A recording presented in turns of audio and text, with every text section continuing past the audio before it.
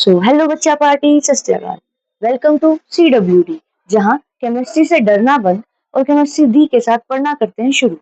तो हम अपना सॉल्यूशन चैप्टर पूरा कर चुके हैं। आज हम जो चैप्टर स्टार्ट कर रहे हैं उसका नाम है कोऑर्डिनेशन कंपाउंड।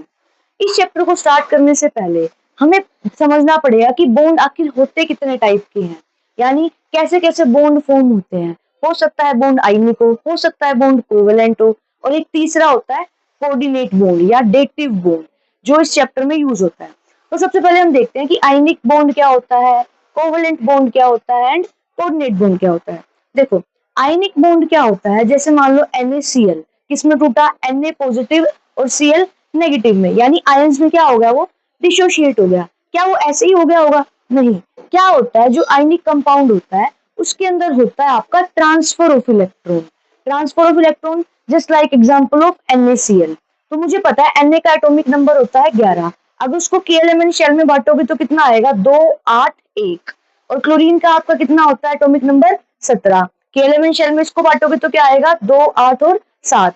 अगर अब ये एक इलेक्ट्रॉन अपना दे दे और क्लोरीन को कहीं से अपना एक इलेक्ट्रॉन मिल जाए तो क्या हो जाएंगे, दोनों क्या हो जाएंगे, स्टेबल। तो इस केस में क्या होता है, जो Na है, जो सोडियम है, अपना एक इलेक्ट्रॉन लूज कर देता है, पूरा का पूरा ट्रांसफर करता है किसको, क्लोरीन को, यानी पूरा इलेक्ट्रॉन उठ के गया। That is the ionic bond, यानी जहां पर क्या होगा, transfer of electron take place होगा, वहां पर कौन सा बॉन्ड फॉर्म होता है, ionic bond. Second one is your covalent bond. Covalent bond का मतलब क्या है, देखो कोवेलेंट बॉन्ड को इस तरीके से समझो कि मान लो कि आपकी क्लास में आप स्ट्रेंथ में हो, मान लो आप बुक नहीं लाए, तो आपका टीचर क्या कहेगा कि आप बुक शेयर कर लो किसी अपने दोस्त के साथ। लेकिन अल्टीमेटली वो जो आपका वो बुक है वो रहेगी किसकी, आपके दोस्त की ना, आपकी तो नहीं हो जाएगी। फॉर द टाइम बीइंग आपने क्या किया, उस बुक का यूज किया और उसको वापस दे दी। वापस इन द सेंस उसने वापस ले ली, आपको रखने के लिए थोड़ी देगा, क्योंकि वहां क्या हुआ, शेयरिंग ऑफ बुक हुई। ऐसे ही जब इलेक्ट्रॉन ट्रांसफर ना होके क्या होगा, इलेक्ट्रॉन का क्या होगा, शेयरिंग होगी। उस केस में क्या बनता है आपका कोवेलेंट बॉन्ड। जैसे कि क्या है, ऑक्सीजन है, मान लो एक O है एक O एटम है, तो क्या हुआ, ऑक्सीजन का एटॉमिक नंबर होता है 8, यानी K शेल में बांटोगे तो 2,6। और ऐसे दूसरे ऑक्सीजन का भी क्या होगा, 2,6। अब यहाँ देखो, अगर इसको कहीं से 2 इलेक्ट्रॉन मिल जाए तो ये स्टेबल हो जाएगा, अगर इसको कहीं से 2 इलेक्ट्रॉन मिल जाए तो ये स्टेबल हो जाएगा। ना ये अपने 2 दे सकता है ना ये अपने 2, क्योंकि जब ये 2 दे देगा तो कितने बच जाएंगे, 2 और 4। ये कितने हो जाएंगे, 2 और 4।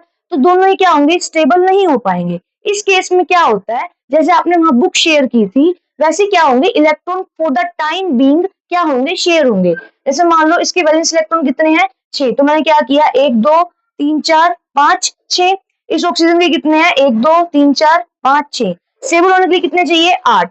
तो कुछ टाइम के लिए जो ये ऑक्सीजन है इसके 2 इलेक्ट्रॉन बोरो कर लेगा, शेयर कर लेगा यहाँ पे, तो ये क्या बन गया, एक O, और ये यहाँ क्या बन गया, दूसरा O। यानी कुछ टाइम बीइंग के लिए ये इसके पास 8 इलेक्ट्रॉन आ गए और कुछ टाइम बीइंग के लिए इसके पास 8 इलेक्ट्रॉन आ गए। लेकिन किसी ने पूरे के पूरे क्या नहीं किए, ट्रांसफर नहीं किए, क्या की है, शेयरिंग की है। तो केस में एक बार इसने दिया एक बार इसने दिया, शेयरिंग दोनों तरफ से हुई है। अब जो आता है तीसरा, वो है जो आपका कोऑर्डिनेट बॉन्ड, उसको ही बोला जाता है आपका डेटिव बॉन्ड, या बोल दो कोऑर्डिनेट कोवेलेंट बॉन्ड, क्योंकि यहाँ भी शेयरिंग हो रही है, शेयरिंग हो रही है तो कोवेलेंट है। लेकिन यहाँ पे शेयरिंग होती है सिर्फ एक तरफ से, दूसरा जो है वो सिर्फ एक्सेप्ट करता है, ठीक है। तो कोऑर्डिनेट बॉन्ड का एग्जांपल जैसे H2O प्लस में H प्लस, हाइड्रोनियम आयन की फॉर्मेशन होती है। H प्लस का मतलब क्या है, पॉजिटिव चार्ज किसी भी स्पीशीज पे कब आता है, जब वो अपने आप से किसी का इलेक्ट्रॉन किसी को दे दे। जैसे मान लो मैंने लिखा Na, अब Na इसने अपने आप को एक इलेक्ट्रॉन दिया, किसको, क्लोरीन को एक इलेक्ट्रॉन दे दिया, तो इस पे क्या चार्ज आ गया, Na प्लस। इसने इलेक्ट्रॉन लिया तो इस पे चार्ज क्या आ गया, नेगेटिव, ठीक है। तो चार्ज फॉर्मेशन हो जाती है। ऐसे ही जो आपका H प्लस है, यानी हाइड्रोजन के पास होते कितने इलेक्ट्रॉन है, एक ही, और एक इलेक्ट्रॉन क्या है, उसने दे दिया, तो वो क्या हो गया, खाली हो गया, दे दिया तो उस पर चार्ज कैसा आ गया, प्लस। अब इस केस में हाइड्रोजन को 2 इलेक्ट्रॉन, तो इस केस में क्या होगा, जो ऑक्सीजन के लोन पेयर होते हैं, ऑक्सीजन पे लोन पेयर है ना, ऑक्सीजन कितने बॉन्ड फॉर्म कर सकता है, बताओ कमेंट सेक्शन में। तो ऑक्सीजन के पास क्या है, लोन पेयर है, तो ये पूरा का पूरा पेयर ऑफ इलेक्ट्रॉन उठ के किसको दे देगा, हाइड्रोजन को दे देगा। क्या हाइड्रोजन ने कोई इलेक्ट्रॉन दिया, नहीं दिया। पूरे इलेक्ट्रॉन किसने दिए, आपके ऑक्सीजन ने दिए, ऑक्सीजन के लोन पेयर में, lone pair in the sense एक पेयर के अंदर कितने इलेक्ट्रॉन होते हैं, 2। यानी शेयरिंग कहां से होगी, एक ही साइड से होगी। ऐसे ही नाइट्रोजन पे लोन पेयर होता है, उसने किसको दे दिया, बोरोन को दे दिया, तो पूरा का पूरा एक लोन पेयर उठ के जाएगा, पूरा का पूरा पेयर ऑफ इलेक्ट्रॉन उठ के जाएगा किसी एक साइड से। उस केस में आपका बॉन्ड कौन सा बन जाता है? Coordinate bond. तो क्या लिखा गया? It is a bond formed by sharing a pair of electron. Pair of electron यानी दो electron in such a way that both electrons are provided by same atom. जो दोनों इलेक्ट्रॉन है वो कौन प्रोवाइड करेगा? सेम एटम प्रोवाइड करेगा। तो ये आपके कुछ एग्जांपल थे। ये आपका आयनिक बॉन्ड हो गया, ये आपका कोऑर्डिनेट बॉन्ड हो गया। अब जो कोऑर्डिनेशन कंपाउंड के जो कॉम्प्लेक्सेस हैं वो बहुत ज्यादा यूज होता है, फार्मास्यूटिकल कंपनीज में होते हैं, इंडस्ट्रियल पर्पस में होता है, टेक्सटाइल पर्पस में होता है। आपका जो मेनली आपका क्वेश्चन पूछा जाता है आपसे क्या कि इसके अंदर कौन सा कोऑर्डिनेट का कॉम्प्लेक्स है, तो तीन पूछे जाते हैं। एक आता है हीमोग्लोबिन। हीमोग्लोबिन में आपका कोऑर्डिनेट बॉन्ड होता है किसका? Fe। Fe बोले तो आयरन का। क्लोरोफिल में कोऑर्डिनेट बॉन्ड होता है आपका मैग्नीशियम का। और विटामिन B12 में आपका कोऑर्डिनेट बॉन्ड होता है कोबाल्ट का। ठीक है, तो अभी हम देखते हैं कि एक्चुअल में जो आपका कोऑर्डिनेशन का कॉम्प्लेक्स होता है वो दिखता कैसा है, उसमें क्या क्या होता है। फिर हम चैप्टर करेंगे स्टार्ट फिर विद वर्नर थ्योरी। तो अब हम देखते हैं जो एक कोऑर्डिनेशन कॉम्प्लेक्स होता है आखिर उसके अंदर होता क्या क्या है। तो बेसिकली देखो जो कोऑर्डिनेशन कॉम्प्लेक्स है वो आप इस तरीके से लिखते हो, दो बिग ब्रैकेट के बीच में आता है। तो जो भी दो बिग ब्रैकेट स्क्वायर ब्रैकेट बोलते हैं, इसको स्क्वायर ब्रैकेट के जो बाहर आता है उसको बोला जाता है काउंटर आयन। भले ही वो इस ब्रैकेट के पीछे हो या इस ब्रैकेट के आगे हो, तो उसको क्या बोलेंगे? Counter ion. तो इस केस में K4 क्या है आपका? Counter ion. Next is your central metal atom. Central metal atom कौन होगा? बेसिकली जो ये है ये 3D सीरीज से होता है। 3D सीरीज अगर आपको याद हो तो क्या था? साइंस ने टीवी VCR इन्वेंट किए, महंगे हैं, फेंको नी खू जाएंगे। यानी एटॉमिक नंबर 21 से लेके 30 तक आपके 3D सीरीज में आते हैं। 21, 22, 23, 24, 25, 26, 27, 28, 29, 30। तो ये क्या है? 3D series. तो इनमें से जो भी आपको यहाँ लिखा मिल जाए वो आपका क्या होगा? Central metal atom. ठीक है, नेक्स्ट इज योर जो आपका स्मॉल ब्रैकेट के अंदर होता है उसको बोला जाता है लिगेंड। अब लिगेंड बहुत तरीके के हो सकते हैं, एनायनिक हो सकता है, न्यूट्रल हो सकता है और आपका कैटायनिक लिगेंड भी हो सकता है। अभी हम देखेंगे कैसे कैसे किस टाइप के लिगेंड होते हैं। So this is your anion complex. क्योंकि CN कैसा है? एक साइनाइड आयन होता है। साइनाइड आयन पे आपका क्या होता है? -1 चार्ज होता है। दैट्स व्हाई मैंने इसको क्या लिख दिया? एनायन कॉम्प्लेक्स, या इसको क्या बोलेंगे हम? लिगेंड बोलेंगे। यहाँ पे आपका क्या आ सकता है? कॉम्प्लेक्स न्यूट्रल भी आ सकता है और आपका कैटायनिक पोर्शन भी आ सकता है। तो हम एग्जांपल में देखेंगे कैसे कैसे होगा। अब इस पूरे को जो बिग ब्रैकेट है इस पूरे को क्या बोला जाता है? Coordination sphere. अब जो ये नंबर लिखा है 6 इसको बोलते हैं कोऑर्डिनेशन नंबर। कोऑर्डिनेशन नंबर निकालने का फॉर्मूला होता है नंबर ऑफ लिगेंड कितने हैं, जैसे यहाँ पे 6 है, और उसकी डेंसिटी कितनी है। डेंसिटी क्या होता है कि कितने साइड से वो अपने लिगेंड में से इलेक्ट्रॉन को क्या कर सकता है? डोनेट कर सकता है। तो किस साइड ऑफ ओपनिंग कितनी है उसकी अटैच होने के लिए आपकी किससे? मेटल एटम से। उसको क्या बोलते हैं हम? डेंसिटी। उसके लिए भी अभी हम देखेंगे कि कितनी टाइप की डेंसिटी होती है और उन सबके एग्जाम्पल भी देखेंगे। तो कोऑर्डिनेशन नंबर कैसे निकालते हैं? नंबर ऑफ लिगेंड जितने अवेलेबल हैं उसमें कितने हैं? 6 और इसकी डेंसिटी होती है 1। तो यहाँ पे 6 × 1 हो जाएगा। तो कोऑर्डिनेशन नंबर कितना आ गया आपका? 6। बच्चों को ये कंफ्यूजन होती है कि क्योंकि आपके बहुत सारे केसेस में क्या होता है जो ये नंबर होता है वही आपका क्या है? कोऑर्डिनेशन नंबर होता है। लेकिन और भी एक्सेप्शन नहीं कह सकते उनको, जैसे उनकी डेंसिटी 1 नहीं है। जिनकी डेंसिटी 1 होती है उस केस में तो ये वही नंबर आएगा जो यहाँ लिखा हुआ है और मोस्टली वही है। और कुछ आपके हैं जो डेंसिटी 2 होती है, किसी की 3 होती है, तो उस केसेस में आप क्या करते हो? कोऑर्डिनेशन नंबर गलत निकाल के आते हो, क्योंकि कोऑर्डिनेशन नंबर से ही आपकी अभी सेकेंडरी वैलेंसी प्राइमरी वैलेंसी आएगा वर्नर थ्योरी में, उससे हम वो कैलकुलेट करते हैं। तो ये गलत निकलेगा तो आप वहां पे भी गलती करोगे। तो इसलिए ये फॉर्मूला याद रखिएगा, नंबर ऑफ लिगेंड इनटू में डेंसिटी करके हम क्या निकाल सकते हैं? Coordination number. अब आपसे पूछा जाता है कि जो लिगेंड होता है उसको हम ल्यूइस बेस क्यों बोलते हैं? तो ल्यूइस बेस कौन होता है? जो अपने आप से इलेक्ट्रॉन को क्या करता है? डोनेट करते हैं। तो जो लिगेंड है वो क्या काम कर रहे हैं? यहाँ पे इलेक्ट्रॉन को डोनेट करने का काम कर रहे हैं, या फिर कह सकते हैं अपना लोन पेयर दे रहे हैं। तो जो आपको डोनेट करेगा, जो डोनर होगा, उसको हम क्या बोलते हैं? Lewis base. और जो आपका एक्सेप्टर होगा, एक्सेप्टर कौन है यहाँ पर? मेटल। तो मेटल क्या है? एक ल्यूइस एसिड। तो क्वेश्चन आ जाए कि मेटल को ल्यूइस एसिड क्यों बोलते हैं, या फिर आपके जो लिगेंड है उसको ल्यूइस बेस क्यों बोलते हैं? तो जो डोनेट करेगा दैट इज ल्यूइस बेस, जो एक्सेप्ट करेगा इलेक्ट्रॉन के पेयर को उसको क्या बोलेंगे? आपका ल्यूइस एसिड।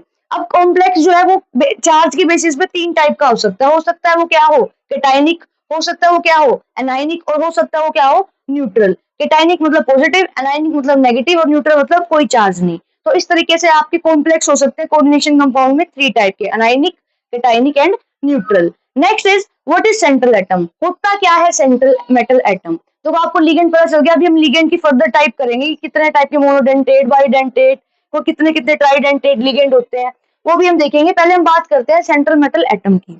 तो यहाँ पे सबसे पहला क्वेश्चन आता है कि फ्रॉम डी ब्लॉक, जो मेटल एटम है वो हमेशा डी ब्लॉक से क्यों, और डी ब्लॉक का ही हमेशा मोस्टली केसेस में 3D ही क्यों। तो देखो उसके 3 पॉइंट है।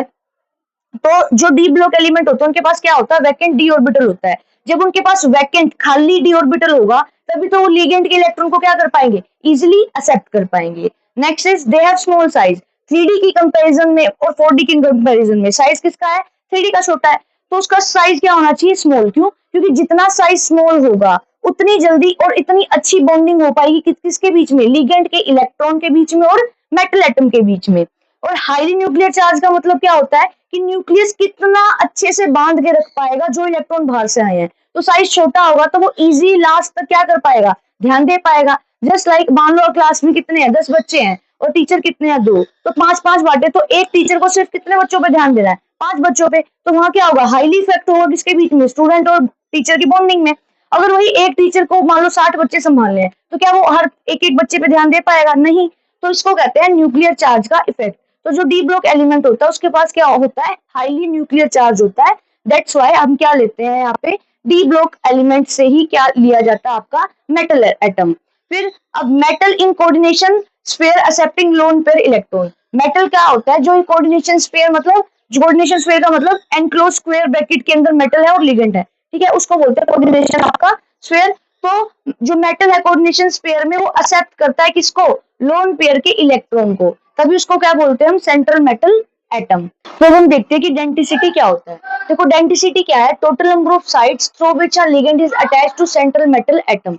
यानी जो लिगेंड है वो कितनी तरफ से आपके मेटल से अटैच हो सकता है, यानी कितनी तरफ से इलेक्ट्रॉन को क्या कर सकता है, डोनेट कर सकता है, वो क्या होता है उसकी डेंसिटी। तो यहाँ पे कुछ है, जैसे फर्स्ट है आपका मोनोडेंटेट। मोनोडेंटेट लिगेंड वो होते हैं जिसके पास क्या हो, सिर्फ वन डोनर एटम, यानी एक ही साइड से अटैच हो सकता है, किससे, आपके सेंट्रल मेटल एटम से। याद करने का ट्रिक क्या है, फिर कल बारात आई, यानी फ्लोरीन, क्लोरीन, ब्रोमीन और आयोडीन, बच गए 2 आपके H2O और NH3। Second is your bidentate ligand. Bidentate ligand क्या होता है, जिसके पास क्या हो, 2 डोनर एटम, यानी 2 साइड से क्या हो सकता है, वो अटैच हो सकता है। तो 3 एग्जांपल आपके सिलेबस में भी है और आपके मोस्टली क्वेश्चन इन्हीं से आते हैं। One is oxalato, second is ethylene diamine या इथाइलिन 1,2 डाइअमीन भी इसको कहते हैं, या ग्लाइसिनेटो। देखो ऑक्सिलेटो को क्या लिखते हैं, OX, इथाइलिन डाइअमीन को क्या लिखते हैं, EN, और ग्लाइसिनेटो को क्या लिखते हैं, ग्लाइ। तो देखो ये 3 ही आपके बेसिकली आपके इससे क्वेश्चन आते हैं बाइडेंटेट लिगेंड के, और यही 3 इंपॉर्टेंट है आपके लिए अकॉर्डिंग टू योर सिलेबस। तो ऑक्सिलेटो को क्या लिखते हैं, OX, इथाइलिन डाइअमीन को क्या लिखते हैं, EN, और ग्लाइसिनेटो को क्या लिखते हैं, ग्लाई। तो ऑक्सिलेटो का फॉर्मूला होता है C2O4 2 नेगेटिव, C2O4 2 नेगेटिव। इसको खोलेंगे तो क्या, COO नेगेटिव, COO नेगेटिव, यानी इस ऑक्सीजन से भी और इस ऑक्सीजन से भी क्या हो सकता है, आपका सेंट्रल मेटल एटम अटैच हो सकता है। तो क्या होगी, 2 साइड आ गई ना आपके पास, 2 साइड से अटैच होना हो सकता है आपका कौन, central metal atom. That's why this is known as bidentate ligand. Similarly आपका इथाइलिन डाइअमीन मतलब 2 कार्बन, 2 कार्बन आ गए, और अमीन मतलब NH2 ग्रुप, तो 2 है तो NH2 2 आ गए, तो 2 साइड से नाइट्रोजन से अटैच हो सकता है। नाइट्रोजन पे क्या है, लोन पेयर है, एक ऊपर NH2 एक नीचे NH2, तो आपका क्या है, 2 साइड यहाँ पर है, तो इसको भी क्या कहेंगे हम, बाइडेंटेट लिगेंड। सिमिलरली ग्लाइसिनेटो क्या होता है, CH2, एक तरफ आपका है COO नेगेटिव और एक तरफ है आपका NH3, यानी एक तरफ हो गया आपका बाइडेंटेट लिगेंड का। ऐसे ट्राइडेंटेट वगैरह भी है, आपका टेट्रा भी है, पर आपकी बेसिकली ये इन 2 से क्वेश्चन होते हैं।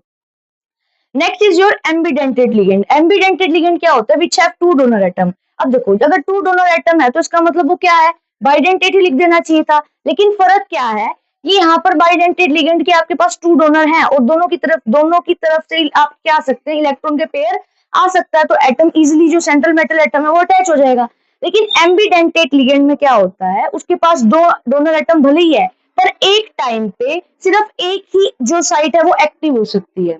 यानी अगर मैं लिखूं, यहाँ पे एग्जांपल है जैसे भी देखेंगे, तो which have 2 donor atom but they can use only 1 for attachment with central metal atom in one time, यानी एक टाइम में वहां अटैक जो लिगेंड इलेक्ट्रॉन करेगा किस पे, सेंट्रल मेटल एटम पे, जो लिगेंड अपने इलेक्ट्रॉन किसको देगा, एटम को देगा, वो सिर्फ एक साइड से दे सकता है एक टाइम के लिए। अगर उसने एक साइड से दे दिया तो दूसरी साइड उस टाइम क्या होगी, इनएक्टिव होगी। अगर दूसरी साइड से दिया तो पहली साइड क्या होगी उसकी, इनएक्टिव होगी। तो उसको हम बाइडेंटेट नहीं कह सकते, क्योंकि बाइडेंटेट में क्या है, दोनों तरफ से क्या होता है, साइट ओपन रहती है और सेंट्रल मेटल एटम दोनों तरफ से क्या लेता है, इलेक्ट्रॉन लेता है। लेकिन इस केस में भले ही दो डोनर एटम है, लेकिन जो अटैच होगा आपका कौन, सेंट्रल मेटल एटम, कहाँ से होगा, सिर्फ एक ही साइड से होगा।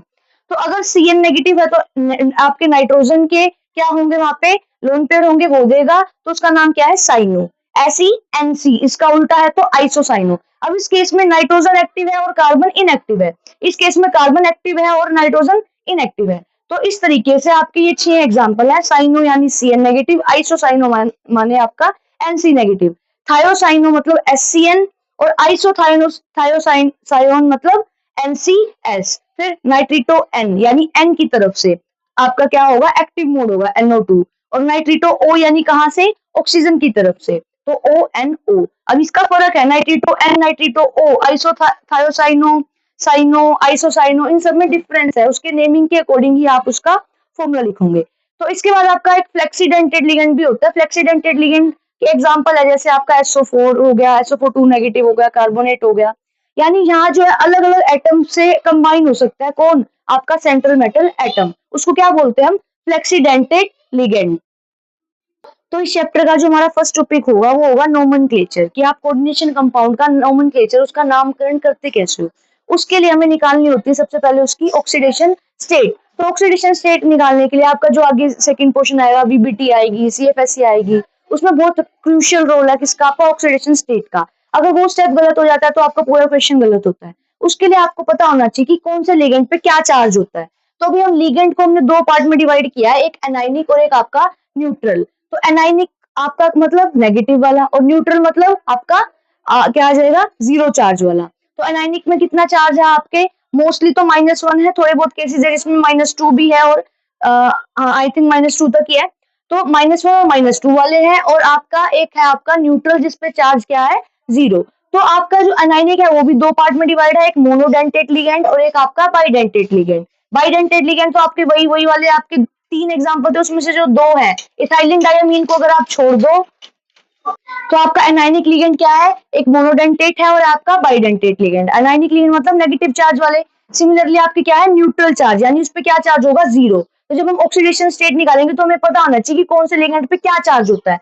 तो मोनोडेंटेट लिगेंड के आपके कुछ एग्जांपल है, आपको पता होना चाहिए, जैसे fluoride, chloride, bromide, iodide, cyanide, isocyanide, nitrito O, nitrito N, nitrate, इन सब पे क्या है, नेगेटिव चार्ज है, -1। एक सल्फेट है आपका क्या है, SO4 2 नेगेटिव, और कार्बोनेट क्या है आपका, CO3 2 नेगेटिव। सिमिलरली आपका क्या है, बाइडेंटेट एनाइनिक केस में, बाइडेंटेट आपके 3 एग्जांपल थे, इथाइलिन डायमीन, ऑक्जेलेट और आपका ग्लाई। तो इथाइलिन डायमीन जो है एक न्यूट्रल बाइडेंटेट लिगेंड है, तो उस पर चार्ज क्या होता है, 0। तो वो न्यूट्रल बाइडेंटेट लिगेंड का एग्जांपल है आपका कौन सा, बाइडेंटेट लिगेंड इथाइलिन डायमीन। तो इस पे चार्ज कितना होता है, 0। ऐसी मोनोडेंटेट लिगेंड है आपका न्यूट्रल में, aqua, amine, nitrosyl, carbonyl, thionyl, thiocarbonyl, phosphine, pyridine, methylamine. तो इन सब पे क्या चार्ज है, 0 चार्ज। यानी अगर आपको एज अ लिगेंड ये दिखेंगे तो आप इसका चार्ज क्या लोगे, 0। ऐसे आपका ये है तो इस पे क्या चार्ज लोगे आप, आपका -2 चार्ज लोगे।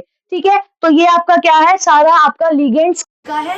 तो अब हम नेक्स्ट टॉपिक में करेंगे नोमेनक्लेचर। तो आज के लेक्चर के लिए इतना ही, कि आपको नोमेनक्लेचर करने के लिए इन सब लिगेंड के ऊपर चार्ज कितना होता है पता होना चाहिए। अगर आपको कंटेंट अच्छा लग रहा है तो प्लीज सब्सक्राइब करो, लाइक करो, शेयर करो एंड कमेंट करो। Thank you and have a nice day. तो आपके आज का होमवर्क है, आपको ये टेबल क्या करनी है, याद करनी है कि किस लिगेंड पे क्या चार्ज होता है।